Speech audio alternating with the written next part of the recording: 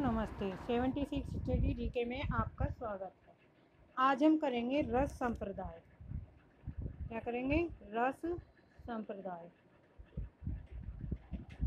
इनके भेद और उनके अव्यय, कौन कौन से इनके अंग हैं। संस्कृत काव्य भाषा का काव्य शास्त्र का सर्वाधिक प्राचीन संप्रदाय रस संप्रदाय है। तो काव्य शास्त्र में जो है सर्वाधिक प्राचीन संप्रदाय कौन सा है? रस संप्रदाय। जनश्रुति के अनुसार रस के प्रथम निरूपणकर्ता के तौर पर नंदकेश्वर का नाम मिलता है। तो जो प्रथम निरूपणकर्ता है वे कौन है? नंदकेश्वर, नंदीकेश्वर का नाम मिलता है। किंतु सामग्री प्राप्त के आधार पर आचार्य भरत मुनि को इसके प्रवर्तक माने जाते हैं। किसके? रस संप्रदाय के। संस्कृत के प्राय सभी प्रख्यात आचार्यों ने रस पर चिंतन किया, जिससे रस सिद्धांत अधिकाधिक पुष्ट होता गया। रस का सामान्य अर्थ है पदार्थ आदि के रस से लिया जाता है, किंतु काव्य शास्त्र में इसे काव्यानंद के अर्थ में समझा जाता है। काव्य को पढ़ने और सुनने देखने से प्राप्त होने वाला आनंद ही रस है। रस का व्यक्तिपरक अर्थ आस्वाद है। कहा भी गया है रस्यते आस्वादते इति रसः। विभिन्न आचार्यों द्वारा रस निरूपण। आचार्य भरत मुनि ने रस और भाव का विवेचन नाट्य शास्त्र के 6th और 7th अध्याय में किया है। क्वेश्चन यही बनेगा, आचार्य भरत मुनि ने रस और भाव का विवेचन नाट्य शास्त्र के किन अध्यायों में किया है? तो कौन से? 6th माने 6ठा, 7th माने 7वां। 6ठे और 7वें अध्याय में क्या है? उनके अनुसार विभावानुभया भाव व्याभिचारी संयोगद्रा निष्पत्ति विभाव। इस सूत्र का अर्थ है विभाव, अनुभव और व्याभिचारी भाव, संचारी भाव के संयोग से रस की निष्पत्ति होती है। किन किन के संयोग से रस की निष्पत्ति होती है? विभाव के, अनुभव, व्याभिचारी भाव के संयोग से रस की निष्पत्ति होती है। ये किसने कहा? भरत मुनि ने। जिस प्रकार अनेक प्रकार के व्यंजनों से युक्त अनुभोग लगाते हुए स्वस्थ पुरुष आनंद की प्राप्ति करते हैं, उसी प्रकार विभाव, अनुभव, संचारी भाव से संपन्न स्थायी भाव का आस्वादन करते हुए सहृदयजन रस का आनंद लेते हैं। ये परिभाषा किसकी है? भरत मुनि ने कहा। भामा ने काव्य रस की बात की है। अलंकारवादी आचार्य होने के कारण रस को अलंकार और विभाव को रस माना है। भामा ने क्या माना है? रस। ये भामा क्या है? एक अलंकारवादी आचार्य हैं, लेकिन अलंकारवादी आचार्य होने के साथ साथ इन्होंने रस को अलंकार और विभाव को रस माना। लोक स्वभाव की अनुकूलता से रस की दृष्टि होती है। किसकी स्वभाव से अनुकूलता की रस की दृष्टि होती है? लोक स्वभाव की अनुकूलता से। यह कथन किसका है? भामा का। दंडी के अनुसार माधुर्य गुण रस का पर्यायवाची है। इन्होंने रस की सत्ता को ग्रामत्व दोष के परिहार में माना है। दंडी के मतानुसार सभी अलंकारों का ध्येय काव्य को रसमय करना है। रुद्रट ने अलंकारवादी होते हुए भी रस को अलंकार से भिन्न मानते हुए उसका विवेचन किया है। रुद्रट क्या है? अलंकारवादी लेखक है, आचार्य हैं, लेकिन फिर भी वे क्या करते हैं? रस को अलंकार से अलग मानते हुए उसकी विवेचना करते हैं। इन्होंने रस के अनुकूल रीतियों और वृत्तियों के प्रयोग पर बल दिया। अब किस कवि ने रस के अनुकूल रीतियों और वृत्तियों के प्रयोग पर बल दिया था? तो रुद्रट ने। आनंदवर्धन ने रस को केंद्र का बिंदु माना है। रस को केंद्र का बिंदु कौन से आचार्य मानते हैं? आनंदवर्धन। समस्त काव्य तत्वों का महत्व माना है। ये रस का सर्वाधिक महत्व देने वाले आचार्य थे। अभिनव गुप्त ने रस को इस प्रकार परिभाषित किया है: सर्वथा रसायनात्मक वीत विघन प्रतीति ग्राहो भाव एवं रस है। धनंजय ने रस की निम्न परिभाषा दी है: विभाव वैरानुभावेश्च सात्व केवर्य विचारी भी अनियमान स्वाघत स्थायी भाव रसा स्मृता। मम्मट ने रस को ध्वनि के एक भेद असम लक्ष्य क्रम व्यंग ध्वनि में स्थान दिया है। इन्होंने काव्य का सकल प्रयोजन मूलीभूतम भी स्वीकार किया है। किस कवि ने काव्य में सकल प्रयोजन मूलीभूतम को स्वीकार किया है? तो मम्मट ने। व्यक्त सह तेविर भाव वाधो स्थायी भाव रसा स्मृता। क्षेमेंद्र ने अपने संप्रदाय में औचित्य की स्थापना की, यानी कि क्षेमेंद्र किसको कहते हैं? औचित्य। रस को आधार मानकर ही की है। विश्वनाथ ने रस को इस प्रकार परिभाषित किया है, विभावेनानुभावेन व्यक्त संचारणी तथा रस्तामेति रत्यदि इत्यादि स्थायी भाव सचेत साम। भोजकृत द्वारा श्रृंगार प्रकाश, विश्वनाथ कृत द्वारा साहित्य दर्पण, भानुदत्त द्वारा रचित रस तरंगिणी और पंडित राज जगन्नाथ रचित द्वारा रस गंगाधर रस सिद्धांत की दृष्टि से उल्लेख ग्रंथ है। यानी कि जो ये ग्रंथ लिखे गए हैं ये इन्होंने रस से संबंधित रचना की है, रस से संबंधित रचना वाले ग्रंथ हैं। अब है रस के अंग और अवयव।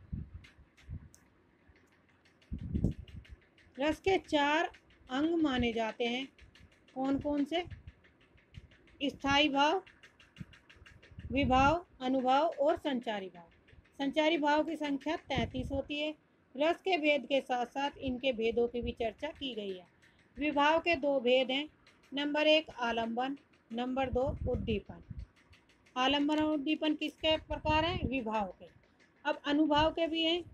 अनुभाव के हैं 4 प्रकार, कायिक, आंगिक यानी कि शारीरिक संबंधी, वाचिक माने बोलना, आहार्य और सात्विक। सात्विक के ये प्रकार दिए हुए हैं, स्तंभ, श्वेत, रोमांच, स्वरभंग, कप, विवर्ण्य, अश्रु, प्रलय। तो मोस्ट इम्पोर्टेंट है ये, इन्हें अच्छे से आप पढ़ लेना। इनसे क्रम से भी क्वेश्चन पूछ सकते हैं कि सात्विक के कौन कौन से हैं, कौन से नहीं है। कूट में भी पर्सन इनसे बन सकते हैं।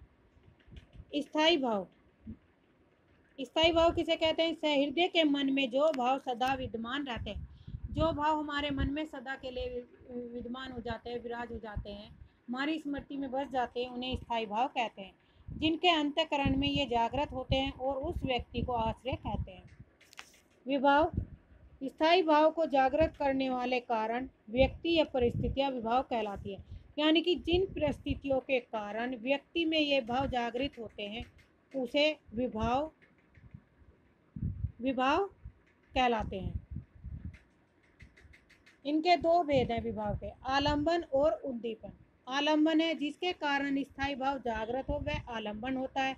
उद्दीपन वह है आलंबन का व्यवहार, क्रियाकलाप और देश काल की जो स्थितियां स्थायी भाव को दीप्त करती हैं, वह उद्दीपन कहलाती है। अनुभव। स्थायी भाव के जागृत होने के पश्चात होने वाले आश्रय की चेष्टाएं अनुभाव कहलाती है। अनुभव आश्रय के भाव के सूचक होते हैं। ये 4 प्रकार के हैं, कायिक, आंगिक यानी कि शरीर से संबंधित, वाचिक यानी कि स्वर के माध्यम से, बोलचाल के माध्यम से, आहार्य वेशभूषा, आभूषण, साज सज्जा और केश सज्जा आदि से संबंधित है। सात्विक जो होते हैं हमारे मानसिक संबंधित होते हैं, सत्य के योग से उत्पन्न आंगिक चेष्टि है। ये भी इम्पोर्टेंट है, कूट में इनमें क्वेश्चन बनेगा, वेरी वेरी इम्पोर्टेंट। इन्हें अभिनय के 4 प्रकार भी माना जाया गया। किन्हें? सूचक, जो ये अनुभाव के 4 भेद हैं, इन्हें अभिनय के 4 प्रकार भी कहा जाता है। सात्विक अनुभाव को अयत्नज भी कहा जाता है। कौन सा ऐसा भाव है जिसे अयत्न कहा जाता है? तो सात्विक, क्योंकि इसके लिए आश्रय को कोई ब्रह्मा चेष्टा नहीं करनी पड़ती, जबकि ऊपर के अन्य तीनों नाटक में पात्र के प्रयत्न और काव्य में शब्दों में व्यक्त होने के कारण यत्न करने पड़ते हैं, यत्न कहलाते हैं। आचार्य भरत मुनि ने कायिक, वाचिक और सात्विक को ही अनुभव माना। तो भरत मुनि ने किन किन को माना है? कायिक को, वाचिक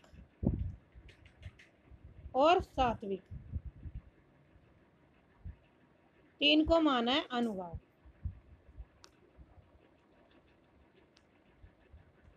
संचारी भाव। संचारी का अर्थ साथ साथ चलने वाला होता है। ये भाव भी स्थायी भाव की पुष्टि के लिए उसके साथ साथ अविभक्त और तिरोहित होते रहते हैं। ये अस्थिर भाव होते हैं, कभी आते हैं कभी जाते हैं। संचारी भाव, व्याभिचारी भाव की संख्या 33 मानी गई है। आचार्य रामचंद्र शुक्ल ने विरोध अवरोध के आधार पर इनका वर्गीकरण इस प्रकार किया। Number A सुखात्मक। सुखात्मक है गर्व, औत्सुक्य, हर्ष, आशा, मधु, संतोष, चपलता, मधुरता और धैर्य। दुखात्मक में आते हैं लज्जा, असूया, अमर्ष, अवहिता, त्रास, विषाद, शंका, चिंता, निराशय, उग्रता, मोह, अलसता, उन्माद, असंतोष, ग्लानि, अपस्मार, मरण, व्याधि आदि है। उभयात्मक है आवेग, स्मृति, विस्मृति, दैन्य, जड़ता, स्वप्न, चित्त की चंचलता। उदासीन है वितर्क, मति, श्रम, निद्रा, विभोर। संस्कृत में भानुदत्त और हिंदी में देव ने एक अन्य संचारी भाव छल का भी उल्लेख किया। तो छल जो भाव है, संचारी भाव, उसका किस कवि ने उल्लेख किया है? देव ने। तथा इनसे अन्य आचार्यों को मान्यता नहीं है, यानी कि छल जो भाव है उसमें और अन्य आचार्यों की मान्यता प्राप्त नहीं है और आचार्य नहीं मानते। भरत मुनि ने अपने ग्रंथों में भावों की संख्या 49 बताई है। देखिए प्रीवियस में क्वेश्चन आ चुका है। भरत मुनि में अपने ग्रंथ में भाव की संख्या कितनी है? 49। और स्थाई में कितनी है? 8। सात्विक 8 और संचारित 33। Very very important. इसके अनुसार भाव का अर्थ है उच्यते वागम मस वोपेतान काव्यारण्यन भावयंती भावा भरत मुनि।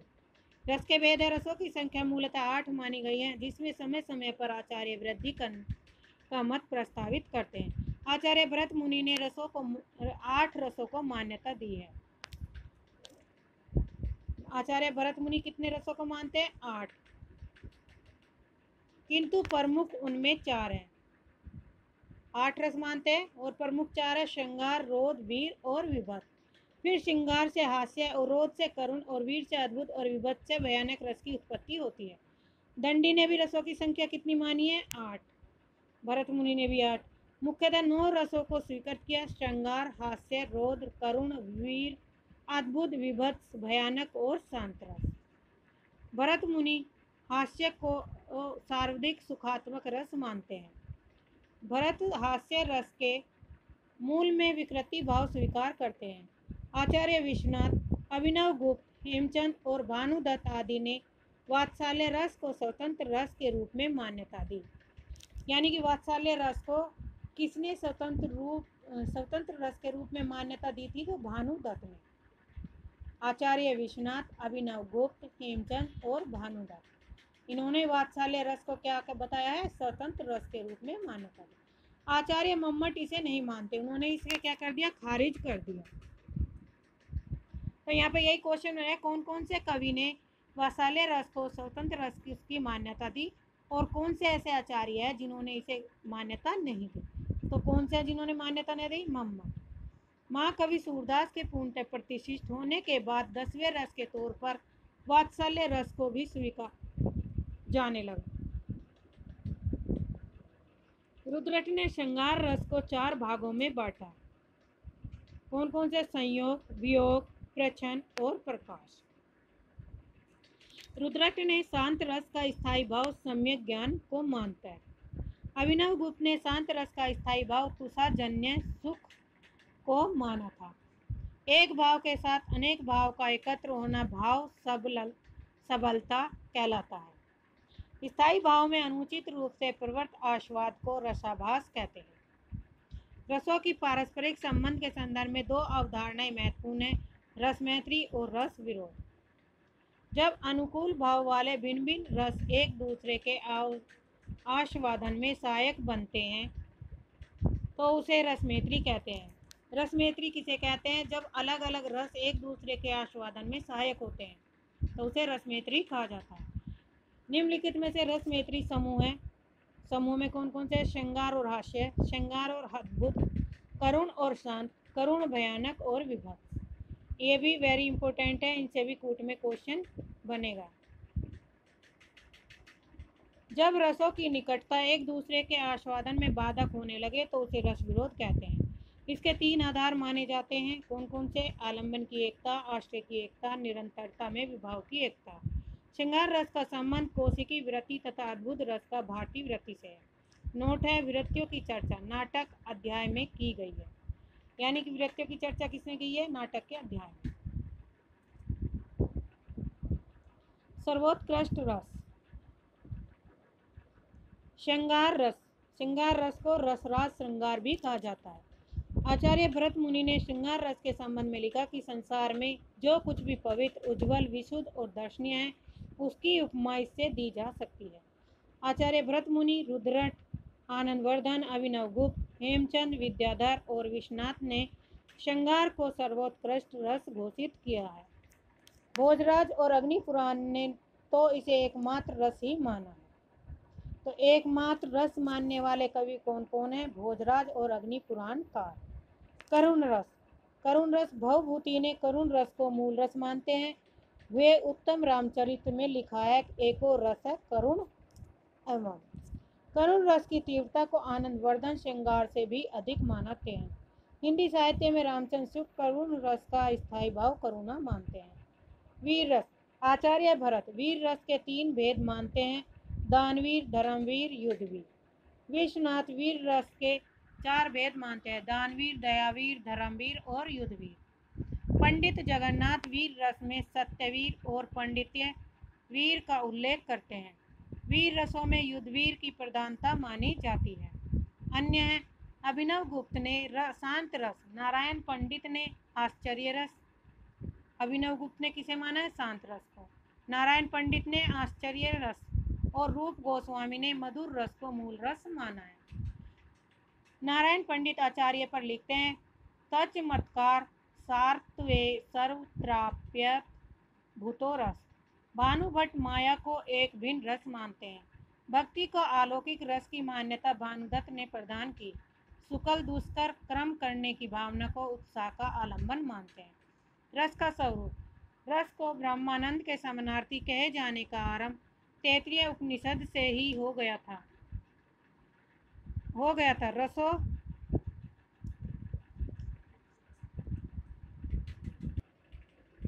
भानुभट्ट माया को एक भिन्न रस मानते हैं। भुक्ति को अलौकिक रस की मान्यता भानुदत्त ने प्रदान की। शुक्ल दुष्कर कर्म करने की भावना को उत्साह का आलंबन मानते हैं। रस का स्वरूप। रस को ब्रह्मानंद के समानार्थी कहे जाने का आरंभ तैत्तिरीय उपनिषद से मिलता है, सही हो गया था। रसो वे है। आगे आचार्य भट्ट नायक ने रस को ब्रह्मानंद सहोदर कहा गया है, वेरी इंपॉर्टेंट है। विभिन्न आचार्यों ने समय समय पर रस के स्वरूप विवेचना करते रहे हैं, जिसे सार रूप में प्रस्तुत करने का श्रेय आचार्य विश्वनाथ को प्राप्त है। सत्वोद्रेकाद खंड सव प्रकाश नंद चिन्मय वेदांतर स्पर्श शून्यो ब्रह्मास्वाद सहोदरा लोकोत्तर चमत्कार प्राणा कैसित प्रमा मृभि स्वीकार वधि विनीतवेना अयमास्वादे रसा। तो ये पंक्तियाँ किसकी हैं? आचार्य विश्वनाथ प्रसाद की। अर्थात रस अखंड, स्वप्रकाश, आनंदमय, चिन्मय, आत्मा की तरह शुद्ध चेतन नहीं परंतु सचेतन प्राणवान आनंद है। वेदांतर स्पर्श शून्य। रसास्वादन के समय अन्य किसी वेद ज्ञान की उपस्थिति खत्म हो जाती है। ब्रह्मास्वाद सहोदर। लोकोत्तर चमत्कार प्राणा अलौकिक विस्मय रस का प्राण है, अपने आकार से अभिन्न रूप में आस्वादित होता है। रस काव्य की आत्मा। अग्नि पुराणकार ने रस को अनिवार्य घोषित करते हुए लिखा, लक्ष्मी विना त्यागना वाणी भाति निरसा। आचार्य राजशेखर ने रस को काव्यात्मा घोषित कर दिया, शब्दार्थो ते शरीरम रस आत्मा। अनेक परवर्ती आचार्यों ने रस को काव्यात्मा माना है। कुछ मत निम्नलिखित हैं। अभिनव गुप्त रसनेन सर्जी जीवित काव्यम। महिमभट्ट काव्य स्यात्पति संगिनी रसादि रूपे न कस्यचित् विभक्त। मम्मट ये रसश्याम गिना। विश्वनाथ वाक्यम रसात्मक काव्यम। जगन्नाथ रमण्यात प्रतिपादक शब्द काव्यम। हिंदी में रस विवेचन। हिंदी में रीतिकालीन कवियों और आचार्यों ने जो इस संबंधी विवेचना किया वह प्राय संस्कृत काव्यशास्त्र का ही अनुकरण था।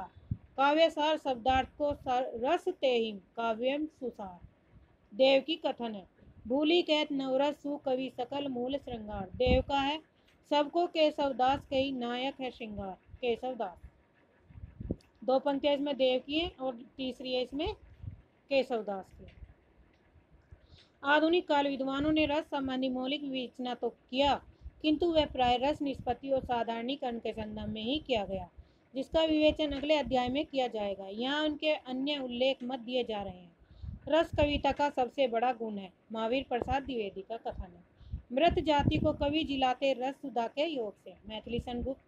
हृदय की मुक्त अवस्था रस दशा कहलाती है। आचार्य रामचंद्र। मोस्ट इम्पोर्टेंट है। रस अमर है, वह काव्य का सबसे महत्वपूर्ण अंग भी है। जब तक काव्य रहेगा रस की सृष्टि निरंतर होती रहेगी। Doctor Ramkumar Verma. Doctor again तो कहलाते ही रसवादी आचार्य। रसवादी आचार्य किसे कहा जाता है? तो डॉक्टर नगेंद्र को। आज के लिए इतना ही। धन्यवाद। चैनल को सब्सक्राइब करिए, लाइक करिए, शेयर करिए।